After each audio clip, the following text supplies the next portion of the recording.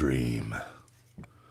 For those that have been on the channel for a while, know that every once in a while, used to be more, it comes and goes. I like to do a good old-fashioned doom stream, so whoosh.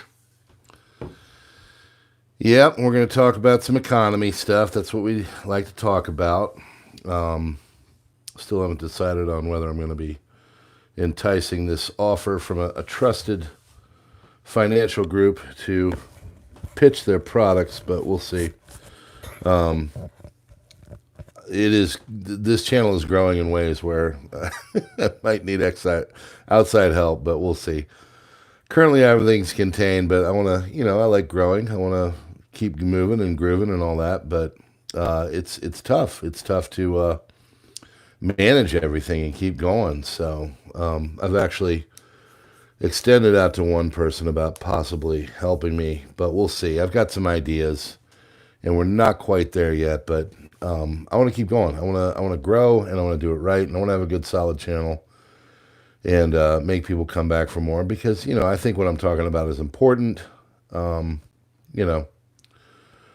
then again, we'll see. We'll see. I don't know how people do it where they don't have their day job and do this full time. It's incredibly challenging sometimes for multiple reasons. So kudos to them. God bless them. Magic Prepper, angry. I don't know how you do it, boys, but you do it, and God bless you for it. So we're going to take a little chair. We've been doing a lot of war stuff lately. As people know, I like to do the economy.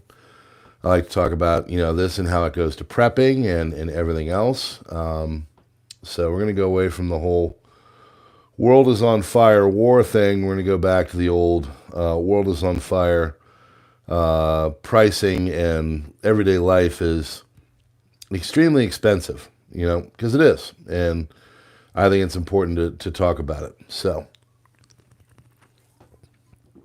this one is from yesterday. I referenced it on the crisis report, but this is something that I think people really, this is a barometer. The egg price is a barometer, and we are getting back to a crazy level. Now, I don't know about you, but here on the old farmette, as we lovingly call it here, we have multiple chickens. We have about 20 in 3 different coops for different varying reasons. First, we're starting to breed and do silkies, so they have their own coop. Then we have 2 larger coops. One's got 15 and the other's got 13 and 5. Yeah, 13 and 5. So rooster in each of them. One is a smaller, we call it the A-frame because it's kind of a name, and then the OG, the big one that we've had for quite some time.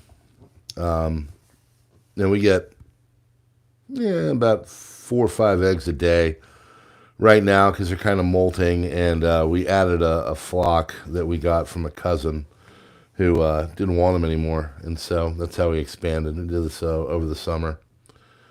But I'm glad we did. I'm glad we have chickens. I love our eggs. I love having them. We eat eggs all the time. I made a stir fry the other night, and it was nice, organic, but it needed something extra. And so I just took the product that was in there and just cracked an egg inside of the stir fry. And, and they do that. It was fantastic. So eggs are, I think, a really good source of protein. I think they're a wonderful food, and if you have the means, and some people don't, so we don't look down at people. We just try to help them do stuff. But eggs are incredibly important, and the price is also a barometer of the larger economy out there. So wholesale eggs, this is an index. Yeah, the Urner Berry Egg Index, and this is how they know where things are going. So, of course, with the bird flu going on, more cases in California, testing the water in St. Petersburg, Florida, and they're finding it there. This is something that's on people's radars, and it's causing problems in the flocks. Kevin Grip, thanks so much for being a supporter. So, you know, a lot of places are saying that they're either temporarily out of eggs or the eggs have really shot up in price. Now, we do buy eggs from time to time because we just eat so many of them, the 5 of us. I eat them every morning for breakfast. We make a lot of egg salad, and we do a lot of other things with them. We bake with them. And it's just gotten to the point where a lot of people, it's a very expensive thing. I mean, 2019, I think they were $1.28 on average for a dozen, and now they are $3.50 to $4 depending. So, as it says here, you know, temporarily out of eggs. What's his name? Poplar was talking about one of the Walmart, or no, Whole Foods. And Whole Foods, the place, I don't know where it was in America. And, you know, his specialty is food shortage. They didn't have chicken eggs. They had everything else. They had quail eggs. They had duck eggs, but they did not have chicken eggs in a Whole Foods. So it's getting bad. So Whole Foods Market in Logan. So there we go. There you go. It's right in front of me. Sorry. Now I know where he got his info from. All right, so Logan Circle. As you can tell, sometimes I just get this stuff and I look at it and I want to talk about it. But yeah, duck eggs, quail eggs, organic pasture eggs were available, but the regular stuff was not. So not good. Egg prices are going up. I read another place where our prices on average, because of course the administration's coming out and saying that, whoop-de-doo, our Thanksgiving prices are down by 5% from last year. But what they neglect to mention is that prices on average across the board are up by 21.7%. So a lot of problems with our food, a lot of problems with the pricing, you know. So to take it back to the whole prepper thing, and hopefully more and more people are getting into prepping. When you stock things, the price is locked in. So we're having I was going to do this earlier, but we're having a big old sleepover with my daughter and her friends. So, you know, it's been crazy. You know, you come out and the kids are, they wrap themselves up in our toilet paper. And we're acting like mummies, which was incredibly funny, but still, you know, as a prepper, you don't want to go through your toilet paper. But we took it, watered it up, put it by the bathroom, said, all right, we'll use this another day. But anyway,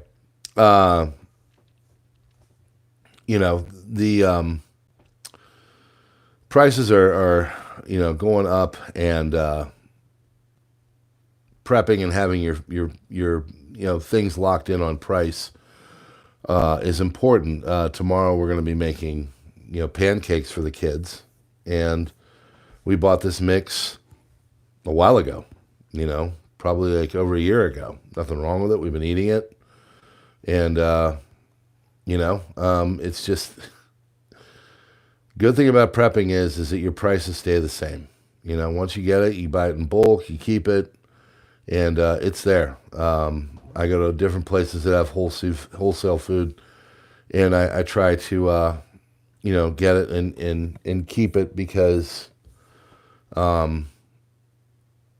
it's just a smart financial move. So I don't have to tell you about all the prices going up, and this Erner Berry Egg Index is showing you exactly where we're at. So this is now getting attention on the mainstream media. This is Good Morning America, saying that we could see $5 eggs again. And so the egg shortage is hitting grocery stores ahead of Thanksgiving, with bird flu being blamed for empty shelves. Now, that's, of course, being partially blamed, but if you know what's going on in the background, you know that realistically, our prices are going up because they've been printing money and the stimulus packages, and just the quantitative easing and the other financial things. There's a Fed Reserve component to all this that, of course, they always neglect to leave, to tell you about. It's making it tough on people. So, housing is having problems. We know this personally. Mother-in-law is trying to sell her farm, and it's really, really tough. I think the mortgage rate last week went up to a pretty recent high, and National Association of Realtors, Lawrence Yun, the chief economist, says home sales will rise by 13.5% next year. Mortgage rates will be between 6 and 7, so they're not going down. Or I guess that was spring of 2024. He must be off. Maybe that's 2025. Anyway. Oh, wait. No, there we go. Yeah, that was last year. And he pretty much called it, but I don't think the sales are going up that much. So entry-level homes, 63% more than higher-end incomes, devastating young Americans. So that's kind of the point. My wife and I were walking, and we were talking about home sales because her mom is, kind of frustrated. And we told her, maybe you should consider, redoing the price or whatever. But 40% of all homes used to be, 20, 30 years ago, were new home purchases by people that never owned before. Well, now that's about like 20 to 25%. And why is this? It's because, again, this quantitative easing, this stimulus package stuff is urinated all over our money supply, and our money is not going as far as it used to. And so everything is getting out of whack. I was literally talking to my wife about this. I said, we want to take our land. If prices keep going this way, I'm just going to build tiny homes for my kids, and we'll just turn this freaking place into a compound, because this is just, it's bad when it's to the point where, the average age of a new home buyer is in their 40s, and that's literally what it is right now. Average age of a new home buyer should be in their 20s. Kids coming out of college should be raring to go and ready to make some good money and educated and able to throw down on a house with a few years of work, and it's just not happening now. I heard an ad, and you can tell that the pendulum has switched. This whole wokeism thing is really out of favor now, and it was for a hiring service called Red Balloon. I think they're called redballoon.work, and it was all these kids that were 6, 7 years old sounding on this radio ad, and they're asking, saying, "Hey, my pronouns are this. Do you guys have a game room? I need a lot of time off." And this guy's the company was like, "Are you sick of these kind of workers?" Well, I think a lot of people are sick of those kind of workers. I think people are just sick of those people in general. They're annoying, to say the least. But this is a good portion of the people that are out there trying to get jobs right now. And, God bless the people trying to hire them, but, I tell them in my classroom, you act like this in the real world. Yeah, you might get away with it once or twice, but the world's going to kick you in the face. People don't play anymore. People are tired of this stuff. And nowadays, also I tell them, things are so nasty in trying to get set up and just trying to be like a regular old human being and get a good job and a good life and a good family and house and everything else and car. You can't mess around anymore.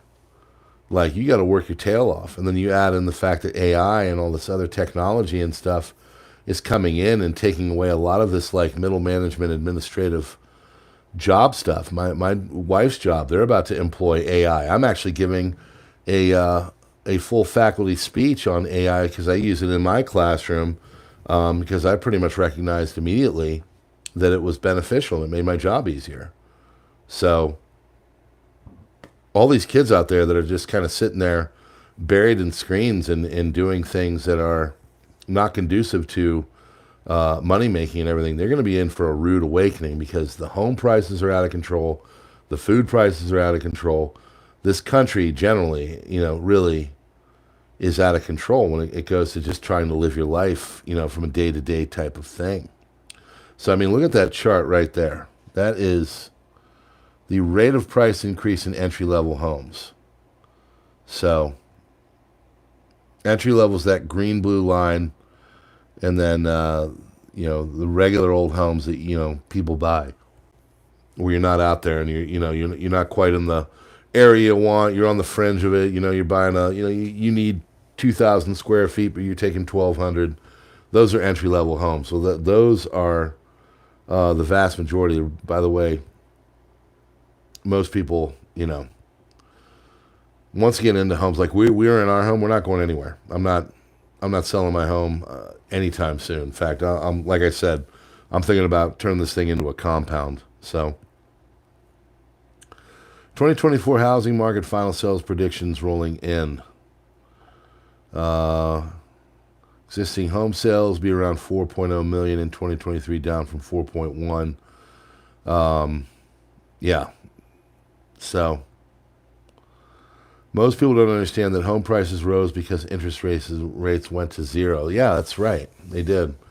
And the interest rates are going to probably go up. Interest rate on our debt is going to go up. Our interest rate on our debt, we're at a point now where we are spending $1 trillion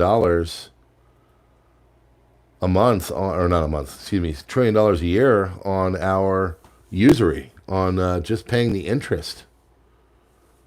That's it's to the point where it's more than our defense, and they say that's the death spiral. So maybe we are in a death spiral. I don't know. I think so. So we're gonna go here. This is the death spiral. What is it? A lack of fiscal discipline.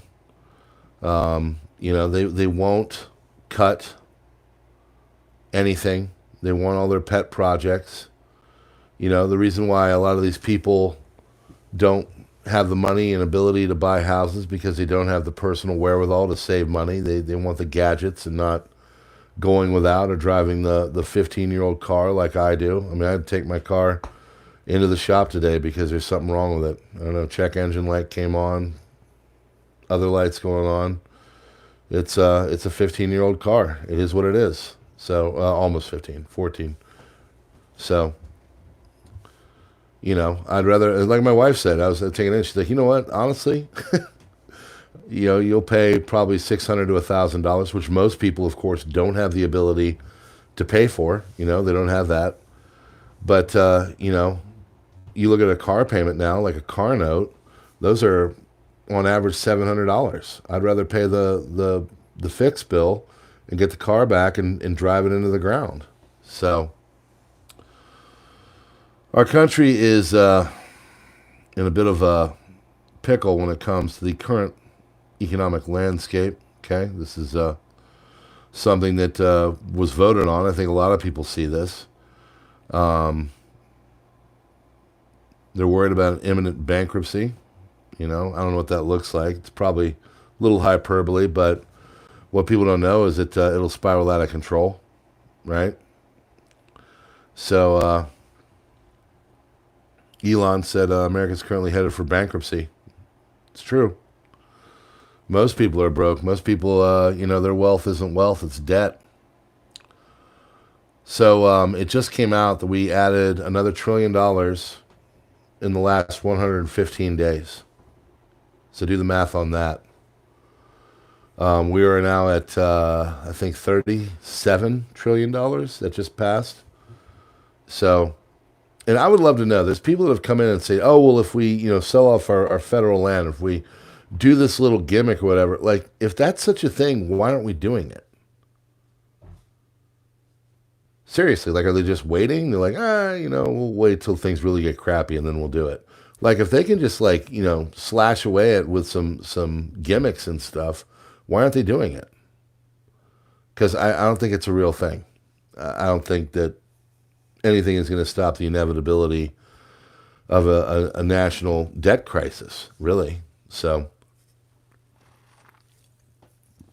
as it says here, unprecedented debt, 36 trillion as of November 2024. Maybe it's 37, 36. I mean, does it really matter? So, United States has added a debt rate double that of its economic growth, right? Our interest on the debt in 2025, the interest on the national debt is projected to consume over $1.2 trillion, which represents approximately 25% of all U.S. government revenue. This massive allocation to debt servicing leaves less for essential services, infrastructure, and social programs, exacerbating fiscal constraints. So I don't know about you, it's not like really a great time to be going into any kind of a war. So the fact that we're giving these ATACMS and other things to Ukraine, and by the way, when I do the crisis report tomorrow, they used them again tonight. And also the French said, you know what, you can use our long range, you can use the scalp. So you're going to see an escalation there, and if we don't have the ability to pay for that, because we're not like we were in World War II, we could really get our butts handed to us. So a lot of federal spending. They never want to cut anything. They never want to make it so, hey, we're going to cut this, or we're going to get rid of the testing the sexuality of the Eastern Mississippi, sand gnat or anything like they're never going to do anything like that. Those things that keep, lubing the pockets of government and their proxies, that's not going anywhere, because they don't want the cash cow to get pushed over. So they're going to keep doing it. So where deficits are now, 2 to 3 trillion, as it says here. It's putting pressure on a lot of different stuff. They won't make cuts. Our credit rating is, ticking down. So we went from AAA to AA plus, and further downgrade could lead to borrowing costs and other things going up. So they've got different mitigation strategies. I'm not going to tell you what to do. I'm not a financial planner. I just know that what we're doing, and we incorporate a lot of this. We do have a 401k. We do invest in other, financial things. I'm not a super doomer where I'm not going to invest and go get a bunch of credit cards and trash my credit because I want to buy a 12,000 watt solar generator. But we do keep it fiscally okay. Our country is not going to get it together, folks. Okay, anybody sitting there thinking, "Oh well, you know what? They're gonna whip this into shape. Trump's gonna get in," and first and foremost, Trump signs the laws. You know the way the government works. All money appropriation comes out of the House. So it is Republican, and we'll see what they do, but I don't expect any miracles. So, I don't know what a default would look like. It's happened. Cities have defaulted. Bridgeport, Connecticut has defaulted. It is a thing that has happened. A bankruptcy on a national level. I mean, I imagine our collapse, folks, is to look something like the Soviet Union in 1991. Okay, so those that know, cha-cha. Oh, you hijacking the chat, bro? Hey, whatever. I'm a free speech guy. I won't, as long as you're not being a butthead. And the buttheads, they don't last long because, well, Nobody wants them around. But if you're all right, hey, it's all good. So thanks for the $20, bro. Yeah. Our government's not going to get it together. I want them to, I wish that Orange Man Bad would be the savior that some people think he is. And I'm not saying he's not I'm a wait and see guy. I don't sit there and hope for unicorns, or as my dad used to say, ifs and buts and candy and nuts, and we'll all have a Merry Christmas. If he does it, but if I don't know. I think that he's going to have a lot to contend with. I think we're going to be in a recession in 2025, and I think when we all come out of this, it's going to be some rough going. And it doesn't matter really who's in office. It's they've trashed the place. It's like someone that got a rental car and they just have no respect for it. They took it out and just went mudding and drove it all in the dirt and nastied it up and smoked inside and screwed up the shocks because they were hill jumping, and then they hand the keys over and say, here you go, here's your here's your new vehicle. You still got to fix it up. You got to fix the shocks. You got to clean it off the mud. You got to get the smoke smell out. That's kind of what's going on right now. So I don't know what's going to happen. I'm very much glad that he got in over her, because I think everything would be totally done if she was in there. But I don't think it's going to be as quick and painless as some people think. So what's old Orange Man Bad going to do? Well, he's got this thing called impounding. Interesting. It's ICA. It's a 1974 act. Impoundment's been around since Jefferson. So it's not in the Constitution, but then again, it's not in that they can't do it. So impoundment occurs when the president chooses not to disperse funds authorized by Congress, instead leaving them unspent in the U.S. Treasury. So hopefully you understand what's going on. All right, well, this is a project I don't like. I think it's a waste. I'm not going to, disperse these funds, and we're going to keep it in the Treasury. So this has been done before by many presidents. So Trump said, I will use the president's long recognized impoundment power to squeeze the bloated federal bureaucracy for massive savings. Now, I don't know about you, but I don't really want the government to spend any more at all on anything. In fact, I've joked here. I thought, it would be really cool if they just suspended everything as it pertains to like legislation and all that. And the Congress just went home. They said, you know what? We're going to take a 2-year break, get all the laws we need. We don't need you. Something major happens, we'll assemble you and you can come on back. But go live your lives. Go run your businesses. Go do the things that you do. Go day trade, and just get them out of there. And in fact, I don't think they should be paid. And just take like a 2-year reprieve.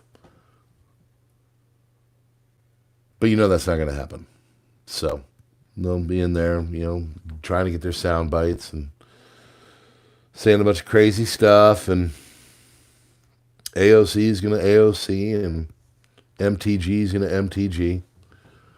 But impoundment will get challenged in court, as it says here. So Jefferson used it in 1803, delayed purchasing gunboats to patrol the Mississippi River because they were no longer needed after the United States acquired the Louisiana Territory. So he's like, hey, I'm going to impound this stuff. We own the Louisiana Territory. We own the Mississippi now. We don't need it. So they've been using it. In 1974, they made this act called the Impoundment Control Act. There it is. Sorry. Yeah, he's gonna try and use this thing. He thinks the controlling of the impoundment is unconstitutional, so that's gonna get challenged in court. But I hope he does it. I hope he goes out and stops a lot of this profligate spending. There's all kinds of stuff that we could do, numerous things that we could cut. I mean, you could get rid of the Department of Education right now. Think about it. This is coming from a guy in education. The Department of Education was never supposed to be a national thing. The Department of Education was supposed to be a state thing. Just like infanticide, States were supposed to decide. Federal government did the basics. Federal government took care of the post office. Federal government, thank you so much, Kevin Grip. Federal government took care of the, the military and all that. And going over abroad and shaking hands and kissing butt, of foreign dignitaries. That was about it. And the money. But then they gave the money over to the Federal Reserve and, started spending like drunken sailors. And here we are. So I hope it happens. I hope, they stop it. They stop this spending. That's too much. The problem with Congress is they know if they take away any of this stuff, then they're going to lose votes because people can't go without. I mean, it's going to have to be the point where people just are like, you know what? I don't need all this bloated crap. Because it does trickle down. You think about all this. If we don't have sound money, then it means they got to play like all kinds of jokes and tricks and stuff like that. Well, that eventually trickles down to you and I, the little peons of the world. And if we don't have money to, say, go against a real endemic, and they say, hey, let's print up a bunch of money in a, quantitative easing type thing, eventually your bread, your eggs go from 2019 to $1.28 all the way up to $5 in 2023. And other things, new people, people can't buy homes. New home buyers are hurting. So, to take all this back to prepping, folks, our government is not going to help us or save us, no matter who is in office, okay? You have got to be your own everything, your own first responder, your own bank, your own food producer. You've got to take the initiative and do as much as you can. You have to do things like live within your means and not try to, spend as much on BS, You don't need an iPhone 16. You can get an iPhone XR. It works just as well. And our culture right now is just not that way. Our culture is, we got to have everything new. Everything's got to be new and shiny. And it's led to this culture that has led to us all being in a terrible shape from debt. So the preppers are the ones that see all this crap, the ones the cricket and the ant, working their tail off, putting stuff away, learning skills. Those are the people that are gonna thrive in what's to come. I see not so good things on the horizon. Now that doesn't mean I get depressed and I don't go out and live a normal life. I do all kinds of normie things, but at the same time in the background I'm doing the prepper things too. I'm doing the stuff that will help my family, whatever may come. So we actually bought a thing today, and we're going to be talking about canning food to put it on a big old extra pantry thing to help us, get it and put our flour from Azure Standard and our rice and everything that we buy in bulk, but to make it look cool and pretty, but also prepper. Always be doing the things, folks. Always be doing the things. So I hope that Trump goes in, and I hope he does great things. I hope he peels back a lot of this crap. I hope that the country gets back to normal, and this whole wokeism that is been pushed upon us, and most people don't like it. Absolutely proven at this point. I hope that gets, sent to the dustbin of history. I hope morals and values and good families and wholesomeness comes back, When our money is disjointed, our culture is disjointed. When our culture is disjointed, it just adds fuel to the fire.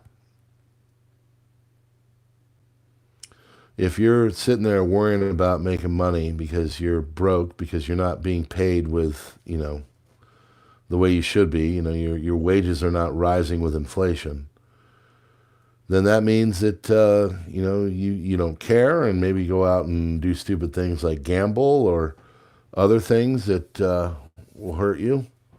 It means that you might lower your standards and morals a little bit, maybe do things that are not exactly good to make a little extra side money. I hear these stories of girls that put themselves through college by like stripping and stuff like that. Like, we shouldn't be in a culture that makes it so young ladies have to do that kind of stuff, So it's concerning. It's concerning to say the least. I'm very lucky to have my kids in a religious school, learning about God and community and all that kind of stuff. And most people are not that lucky. Most people are just trying their darndest to do whatever they can to float above water, So if our government is not going to get it together, then how are we going to get it together? So this impoundment thing sounds cool, but it's going to get struck down in court. Homes used to be kind of seen as the way you build wealth. If people can't even buy a home, then you can't build wealth. And then to all the other little peons out there that are just trying to, make a little breakfast, if you can't even afford eggs, at one point, one of the cheapest proteins out there and one of the best proteins out there for you, if people can't even put that kind of stuff onto the plate because it's $5 for a dozen. I mean, it's just, we've gone way off the rails. And the problem with this is that the more off the rails we go, the more problems in the periphery and such will come raining down upon us. So I hope we get it together. I hope Trump does. I do. If Harris was in there, I would hope that she does. I don't care who's driving the plane. I'm in the back row with everybody else. I want the thing to land safely. So impoundment, debt crisis, eggs too darn much, houses too darn much. And all of this is resting upon one orange-colored man to hopefully bring it all together. I hope he does. By the way, some people have like a cultish kind of thing. There's no human being on the planet that you should, have a cultish love for. The only thing you should have a love for is Lord and Savior Jesus Christ, and if that's for you. So I'll just leave it at that. You guys can figure it out from there. So I don't know. I don't trust in any humans. I trust in my family, and I trust in my Lord and Savior. So friends, we're going to cut it off right there. I appreciate you joining me here for a little doom stream. Tell people about what we're doing here. If you like what we're doing, join us. Hit that subscribe button. And we'll keep coming back for more. I'll be doing the daily updates and stuff. I do like to do a nice live stream. Live streams are tougher here longer. You know, you got to fill the air with some good thoughts, which I think I do from time to time. But you don't want to be a one-trick pony, you know. So I like this community. I like what I'm able to do here. I'm like have people like Kevin Grip, who's been with me for many years, and have seen the channel grow and evolve and all that. You know, I'm a dad. I'm a patriot. I'm a history guy that teaches, you know, American and government and all that. And I just see a lot of concerns. I want things to be good so my kids, when they're handing the baton off to their kids and then their kids and then their kids, you know, 4 or 5 generations down the road, they can think of old granddad PrepperNow and think, you know what, he tried, man. He did what he was supposed to do. So you keep doing the things, folks. Keep stacking, stocking, and sticking to your plan, okay? It's important because we're not out of the woods by any stretch of the imagination. In fact, there's a lot of really big headwinds that are coming our way. So now more important than ever to be prepping and putting things away and getting your house in order. All right, God bless. We'll see you tomorrow on a crisis report, probably another video. Hit the links in the description if you want to check me out in other places like Gab and Minds and X and Truth Social, and of course, put a bunch of stuff out onto Locals and SUBSTACK today. One crazy video on there. If you like things that get you in trouble on Facebook, I put a video onto SUBSTACK that'll make your jaw drop. And I tend to do that on the daily. So if you're into that, it's $3 a month, I know. So still unsure about trying to sell products on here. I like to make me the product, but we'll see. I might change that. All right, friends. God bless. PrepperNow out. Have a good evening.